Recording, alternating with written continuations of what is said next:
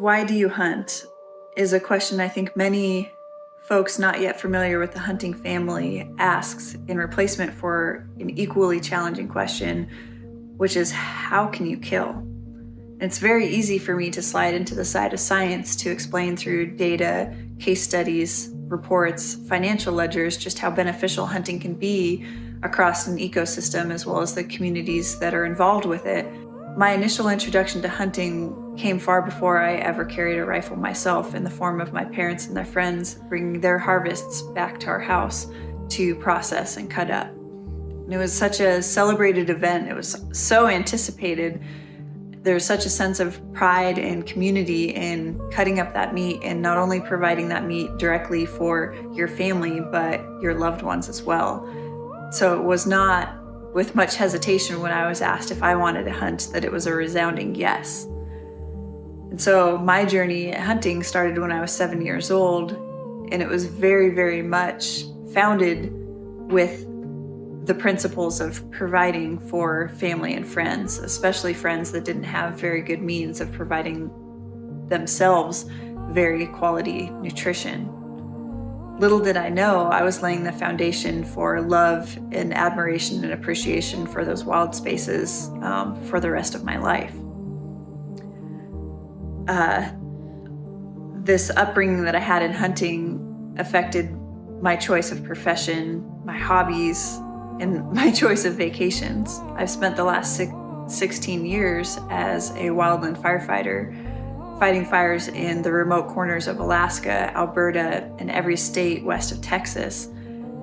And I developed such a fond spot in my heart for those lost, forgotten little parcels of land, those dark crevices that haven't been visited in many years. And that passion to visit those places ignited my love of backcountry hunting.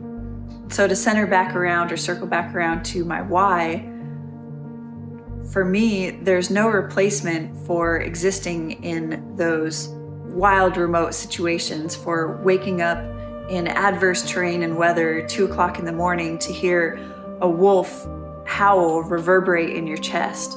There's no replacement for pushing yourself to your absolute perceived limit and persisting past it, not only because of your own mettle, but because the people that you're experiencing that with love and support you in a way that I have yet to experience outside of the hunting community in that environment.